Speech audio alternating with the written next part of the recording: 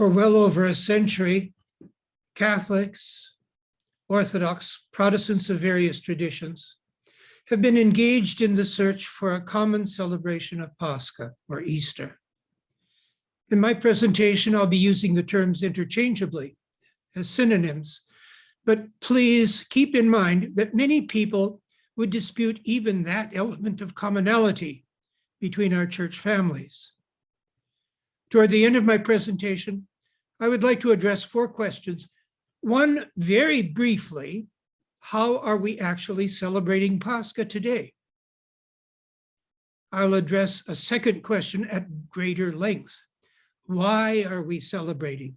Why are we searching for a common celebration of Pascha now? Why have people sought for this in the past? At the time of the Council of Nicaea, for example. What has motivated this search, whether explicitly or implicitly? And finally, what are we celebrating? I'm very happy to have been part of this search for a common celebration of Easter for many years. I must admit, however, that I'm rather weary at this point. My own involvement goes back to the 1970s, when the agenda for a Great and Holy Council of the Orthodox Church was being put into its nearly final form. At the time, I was a young lecturer in canon law at St. Vladimir's Seminary in New York, and I followed such matters quite closely. In 1977, I was invited to be a consultant at an inter-Orthodox meeting on the subject at the center of the Ecumenical Patriarchate at Chambézy, near Geneva. Archbishop Job has referred to this as a gathering of astronomers. Astronomers were indeed involved. Appended to the proceedings of the consultation are some 29 pages of tables that take us up to the year 2500. Some of us may have arrived at Chambézy with a better knowledge of astrology than of astronomy, but we came away from the consultation much more knowledgeable on the subject than when we arrived. Participants in the consultation included distinguished representatives from the Near East, Western Europe, Eastern Europe, as well as 2 bishops of the Russian Orthodox Church. The distinguished patristic scholar, Archbishop Basil Krivoshein from Brussels, and Bishop Pierre Lhuillier. At the time, he was titular bishop of Kherson, but later he became the Orthodox Church in America's Archbishop of New York and New Jersey. Like Archbishop Basil, Archbishop Peter, to use the English form of his name, was an eminent scholar. His study of the canons and disciplinary decrees of the first 4 ecumenical councils has become standard reference work in scholarly publications. Neither he nor other Russian canonists and historians of that generation would have been shocked by the Aleppo statement or the canonical reasoning behind it, though they would have encouraged pastoral sensitivity in its application. Always a safe approach, though by now this trope has grown a bit stale. Basically, the recommendations of the Chambézy consultation reiterated points made decades earlier by the 1923 Pan-Orthodox Congress, which gathered in Constantinople under the presidency of Ecumenical Patriarch Meletios Metaxakis. The points in question were made in the relatively brief final statement that the Congress issued on the calendar question. Several much more radical proposals were aired at the Congress, but these were ignored at Chambézy. Perhaps as a result, the Chambézy consultation did not garner much attention in the Orthodox world and practically none beyond. There was nothing really new and shocking here. But that would not be the case with the reception of the Aleppo statement, which all of you have read or heard read. It received wide and generally favorable attention in ecumenical circles, the Pontifical Council for Promoting Christian Unity, the Lutheran World Federation, the Anglican Lambeth Conference, National Council of Churches here in the United States, and also from Melkite Patriarch Gregorios III. We'll hear more from him later in this meeting. But Aleppo was also savagely ridiculed in traditionalist Orthodox circles in ad hominem attacks, bristling with scare quotation marks around words like Easter and scholarship. No reasonable person, we are told, could possibly consider the nonsense coming forth from Aleppo, let alone the bizarre report from the conference issued by the World Council of Churches last March, adorned as it is with the imbecilic rhetoric and strange syntax of ecumenic talk, consistent with the traditional pronouncements of the Orthodox Church regarding the date of the Paschal feast. Such language will be familiar to anyone who has studied old calendarist movements in Greece and elsewhere, which arose in the wake of the 1923 Pan-Orthodox Congress just mentioned. Some churches, most notably in the Greek world, adopted the calendrical changes authorized at that Congress. They retained the old Paschalia, but for fixed date observances, like Christmas, they adopted the new calendar. Officially, this is called the revised Julian calendar, but in actual operation, it corresponds to the Gregorian calendar and will for a long time to come, to the year 2800. Other churches, the Russian and several others, continued to follow the old Julian calendar as well as the old Paschalia. A few churches have switched back and forth from old calendar to new and back to the old. One church, Finland, follows the Gregorian calendar for both fixed date observances and the Paschalia, so its Easter falls on the same day as that of most other Christians. Another, the Orthodox Church in America, follows the new calendar, except for its Diocese of Alaska, which has retained the old calendar. It would be easy to dismiss old calendarist movements as out of the mainstream or simply wacky, but they are not unique to Orthodoxy. Similar tradition-invoking movements can be found in the Catholic Church, for example, among folks who abhor the post-Vatican II Novus Ordo and favor instead the old Tridentine Latin Mass. The issues in dispute here may not involve calendar or Paschalia, but they do raise questions that go beyond immediate issues. They extend to questions about authority in the church, the role of councils in church life, and the place of the church in the modern world. Many participants in our virtual Orientale Lumen conference may be asking why, after so much study, after so many conferences, after such wide agreement on basic issues, why has the long search for a common celebration of Easter not yielded much by way of results? Inter-Orthodox discord has been a major factor. And this discord has become especially conspicuous this year because of Russia's war of aggression in Ukraine. But to understand the pathos of our present situation, we need to place our search for a common celebration of Pascha in a broader historical context. I suppose one could argue that our current search is a lot like the search for a common celebration of Pascha that led up to the Council of Nicaea back in 324 AD. I'll return to that council at a later point.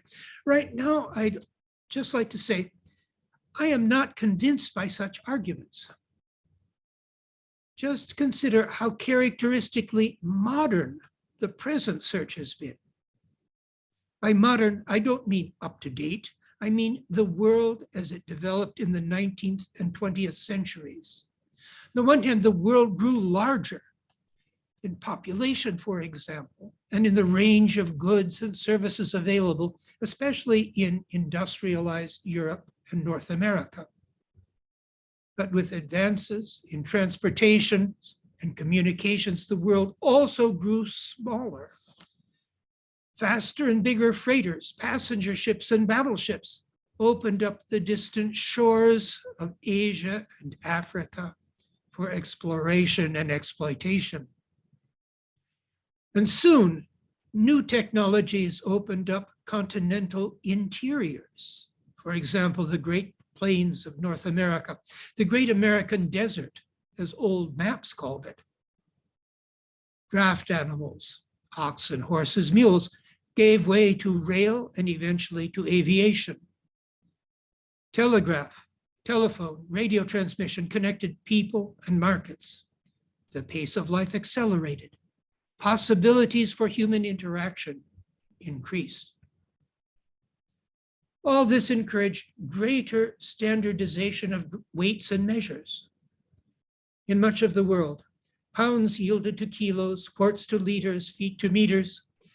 With the coming of transcontinental rail lines, God's time, reckoned by the position of the sun at noonday, was supplanted by zoned standard time, railway time as it was called. Along the way, religious groups began to interact in new ways. Sometimes they competed for souls and social position.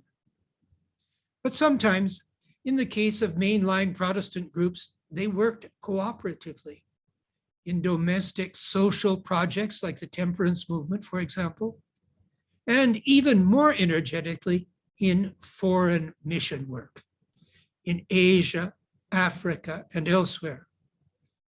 It was in this new context, as standard church history textbooks tell us, that the modern ecumenical movement emerged. And with the ecumenical movement, the modern search for a common celebration of Easter. Archbishop Job has reviewed some events of the 20th century that have a direct bearing on our discussion of this issue. Quite rightly, he calls attention to the ecumenical importance of these events, and he notes the role of the Patriarchate of Constantinople in them.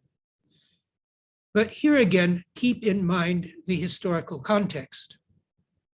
Expressed whether by the ticking clock of the train depot or by the calendar, scientific measurement of time becomes a potent symbol of modernity, perhaps even an obsession.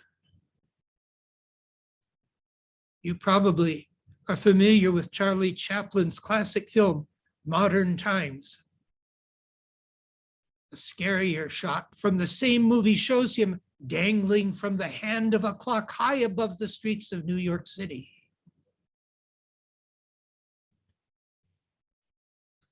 And here is Salvador Dali's painting, Persistence of Memory, with its melting watches.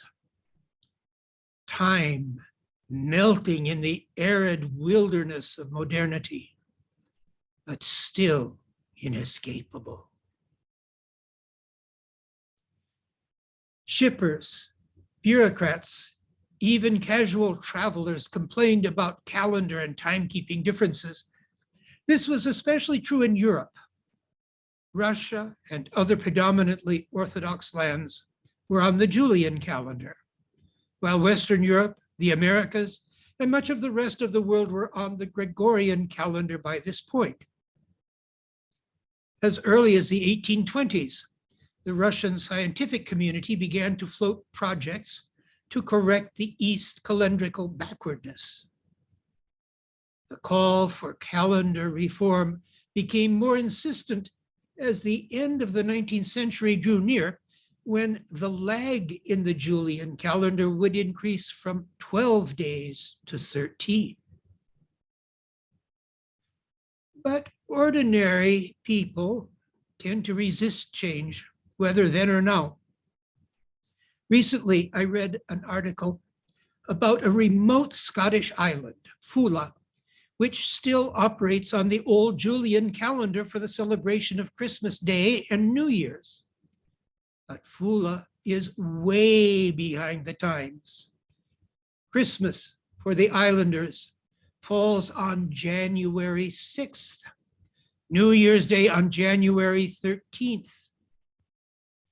They haven't taken into consideration the one-day increase in calendar lag that marked the turn of the 19th to the 20th century.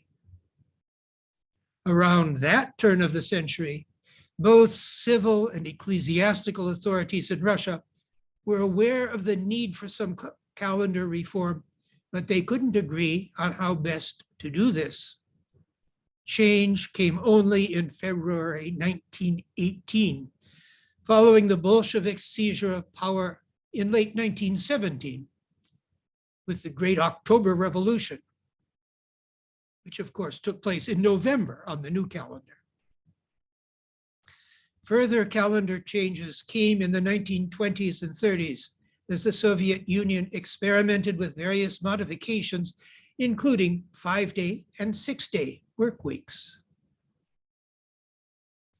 Here is the Soviet calendar for 1933, showing Gregorian months, and in columns, 7-day weeks.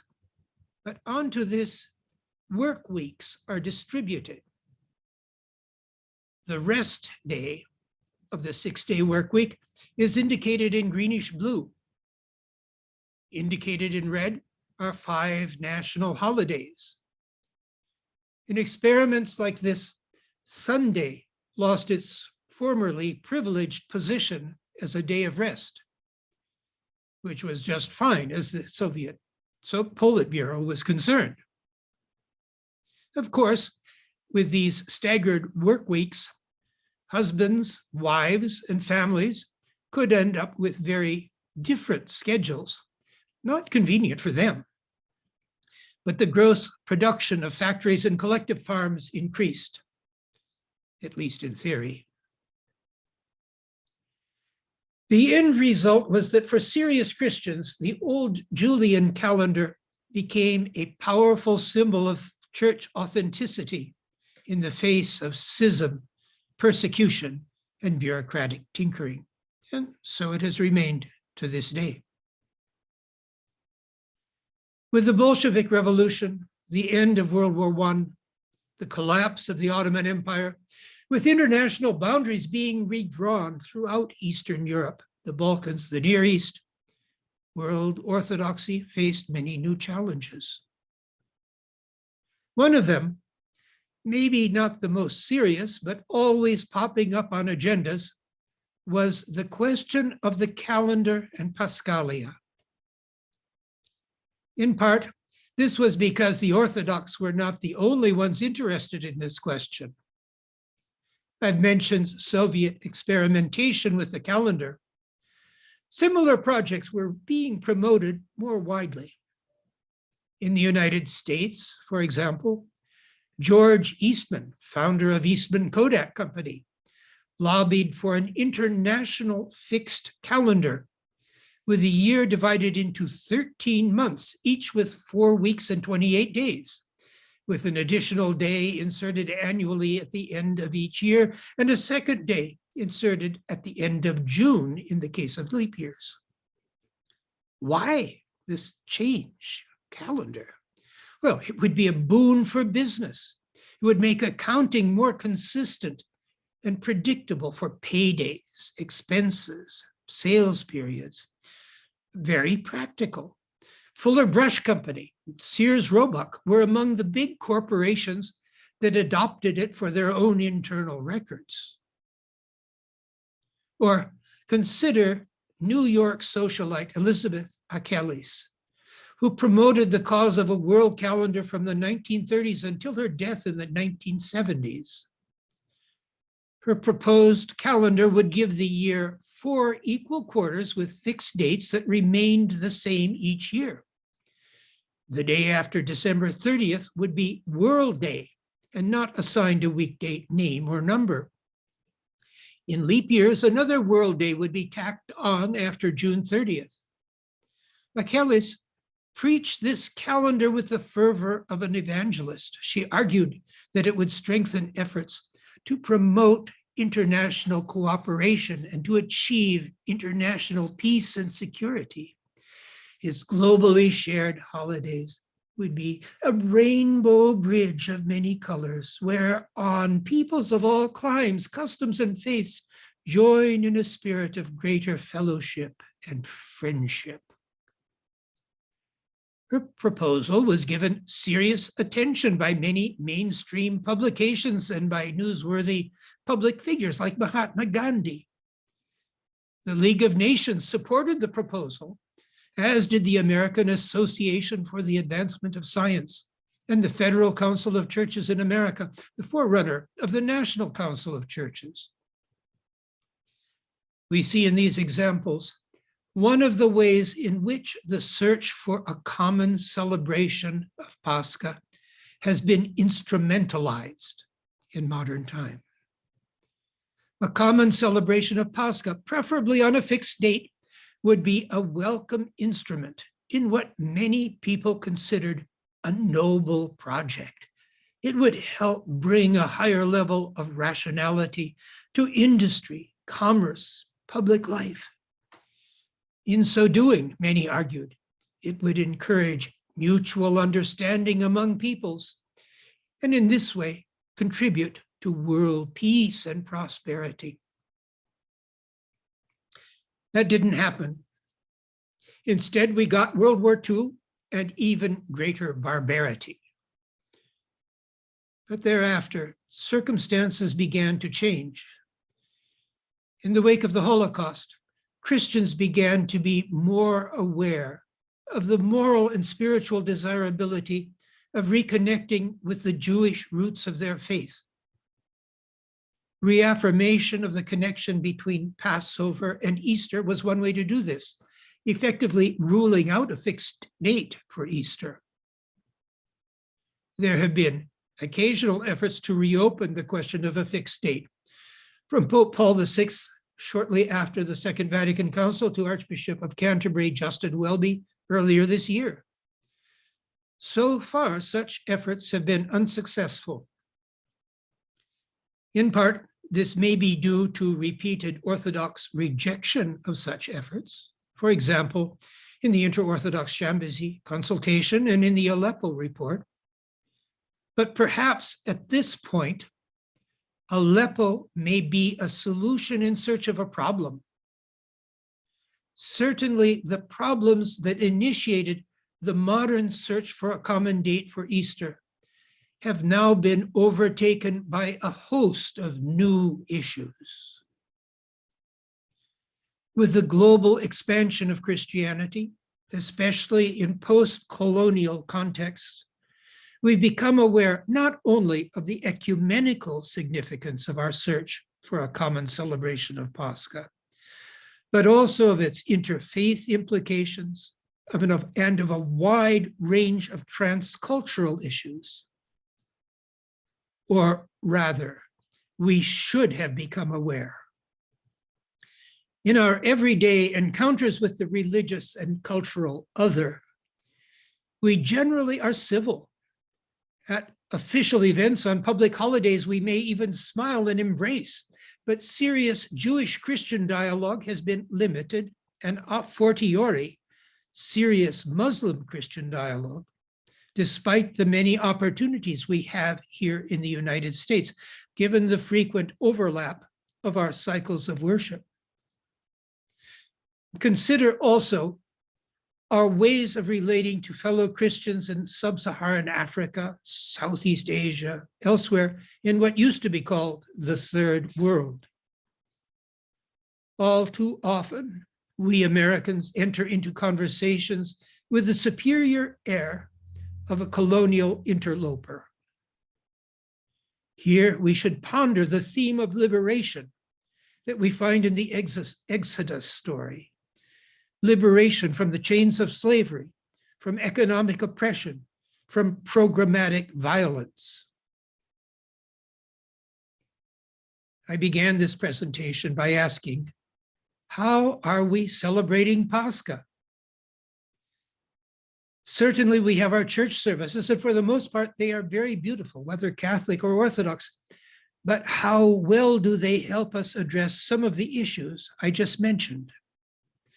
Some self-examination might be in order.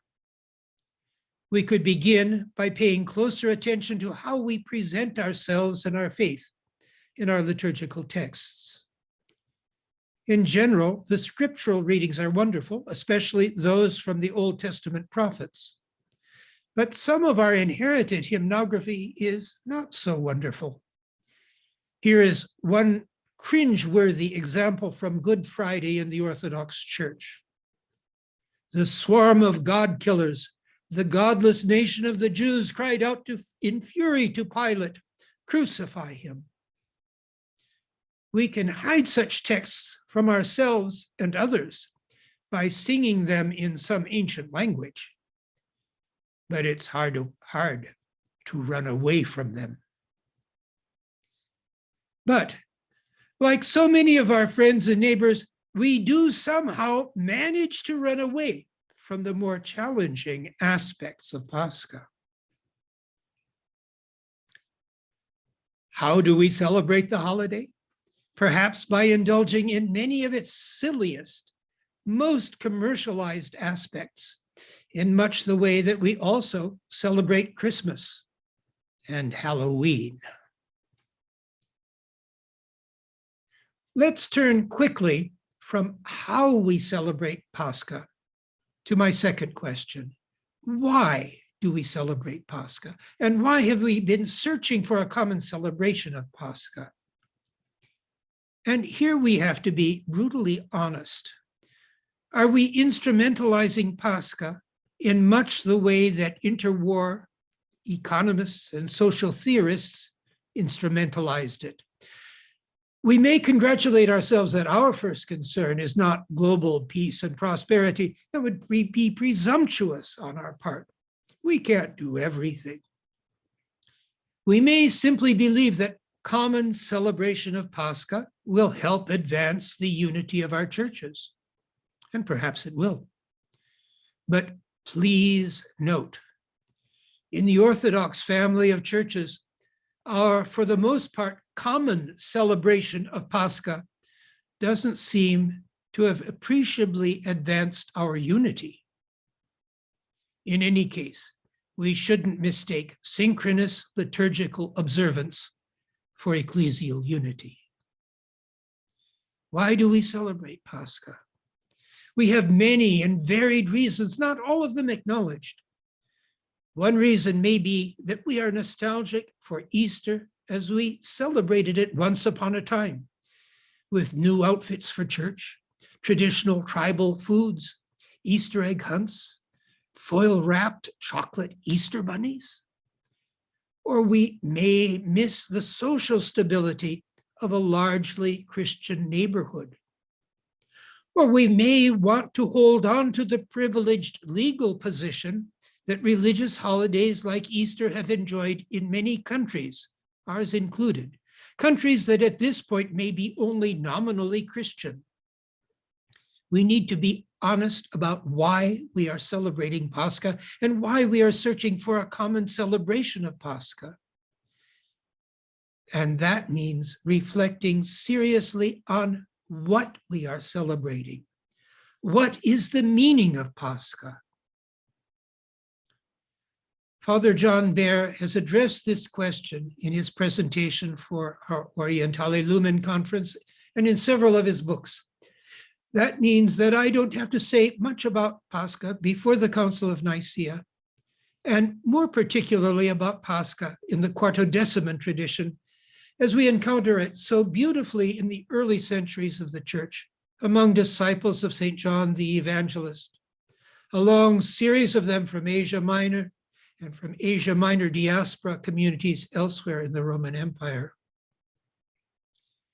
The word Pascha itself is a Greek transliteration of the Aramaic variant of the Hebrew word Pesach. Generally, it is rendered as Passover in English translations of the Bible. It refers to the beginnings of the Exodus out of Egypt, when the angel of death passed over the houses of the Hebrews that were marked with the blood of the sacrificial lamb, the Paschal lamb. Quite early on, Christians came together on the first day of the week, on the Lord's Day, to celebrate the mystery of Christ, the mystery of him crucified, risen, and glorified. So in this sense, every Sunday is a Paschal day. But this first day of the week is also the eighth day, the ultimate day, the day that anticipates the glorious end and goal of time itself, the day that reminds us Christians of our own need for readiness in all aspects of daily life as we anticipate the last times. But what about the annual Christian observance of Pascha?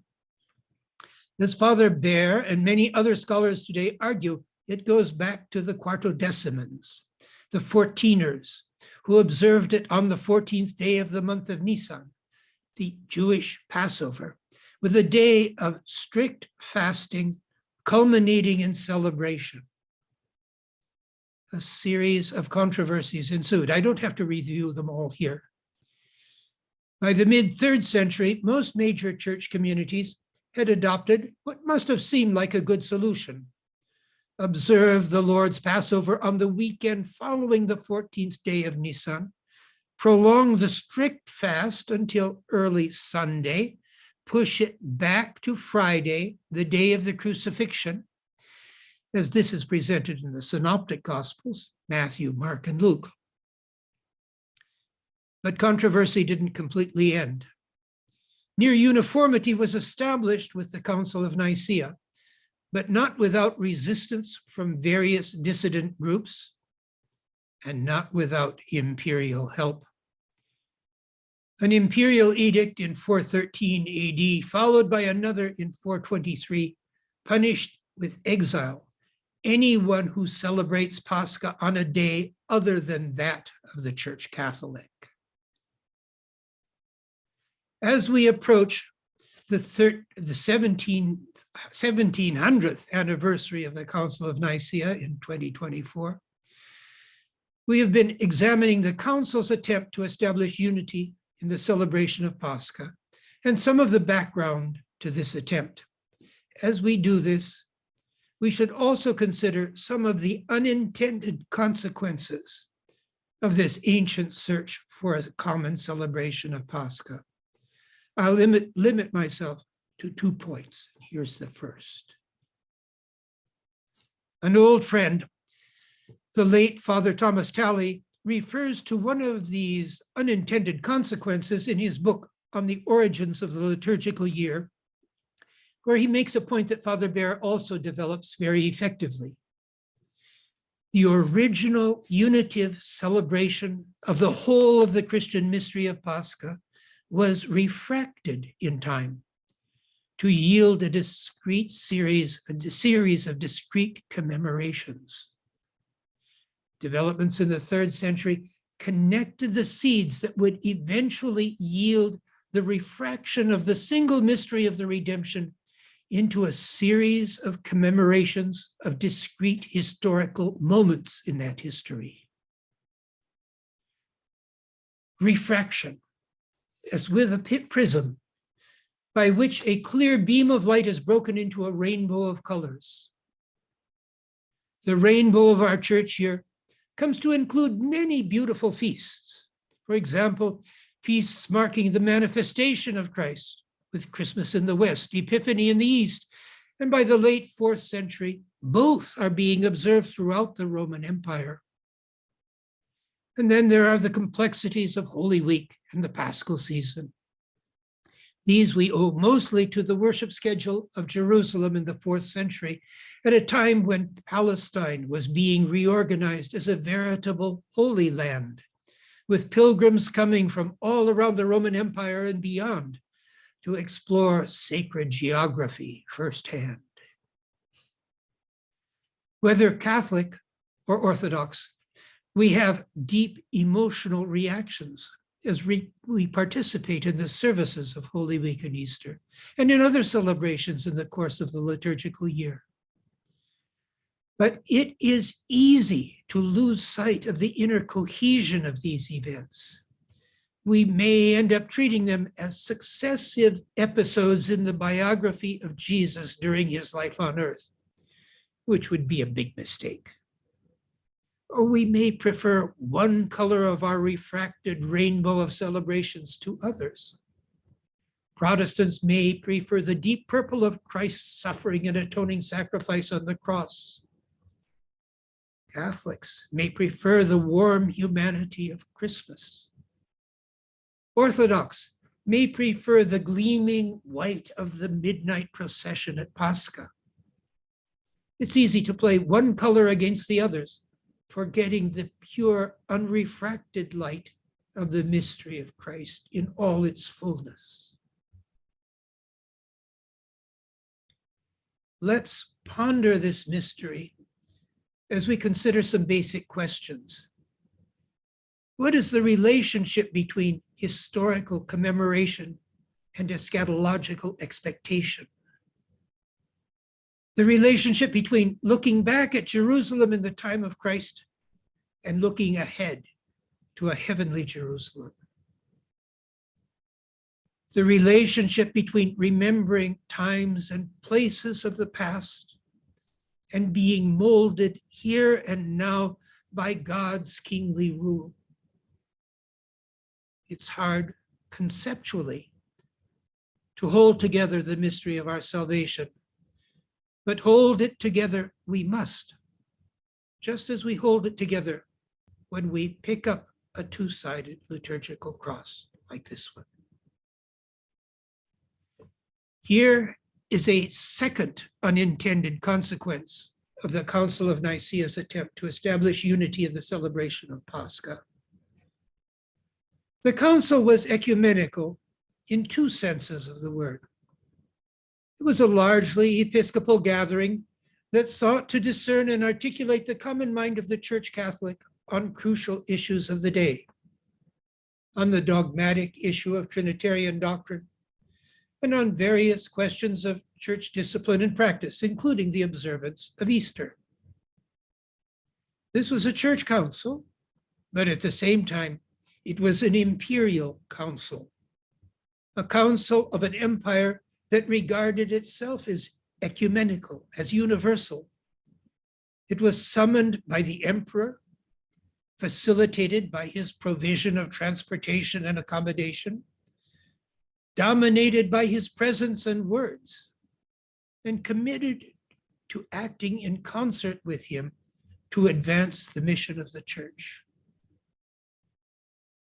In later centuries, in both East and West, the relationship of civil and ecclesiastical authority was not always amicable, but it remained very close. For example, by the 7th and 8th century in Constantinople, Hagia Sophia becomes the premier venue not only for celebrating Pascha, the central feast of the church year, but also for this imperial display, even on Pascha itself. It was the preferred place for an imperial investiture or the initiation of a major military campaign against the Persians or some other foe. Today, both Catholics and Orthodox live in a post-Constantinian age, a post-imperial age.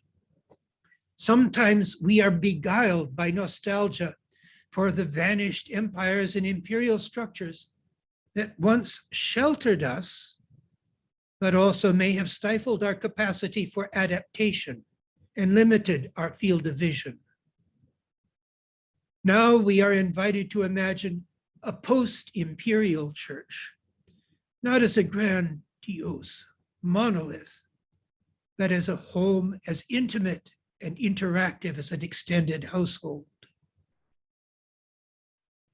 In response to a recent presentation given by Archbishop Job, a young Orthodox theologian, Dimitrios Karamidis, living in Italy, married to a Catholic, drew attention to the diversity and complexity of church life today and to some of the pastoral arrangements that have been made in particular situations. In Finland, for example, where both Orthodox and Lutherans are on the same Gregorian calendar for both fixed and movable dates. In the Middle East, I'm sure that Patriarch Emeritus Gregorios will speak about the Paschal observance in that very particular situation. And consider the Greek island of Syros in the Cyclades. The island is home to one of the largest Catholic communities in Greece and is one of the few places on earth where Catholics and Orthodox traditionally celebrate Pascha on the same day. In this case, with the Catholic observance shifted to coincide with the Orthodox. Particular situations. Among these, in need of special pastoral arrangements, I think we also should include the so-called diaspora situations like that of Professor Karamidas there in Italy, ours in the United States, in the pluralistic societies that characterize so much of our post-imperial world. Perhaps now is the time for both Orthodox and Catholics to recognize that we all are living in a diasporic situation. It's time to remember that here we have no abiding city, not Rome, not Constantinople, New Rome, not any other Rome that we may imagine. We don't know all the spatial arrangements of our true home in that Jerusalem on high, but surely its accommodations are ample for all of us. In my Father's house there are many mansions, says our Lord in the Gospel according to St. John. Let's not fight now about their tenancy.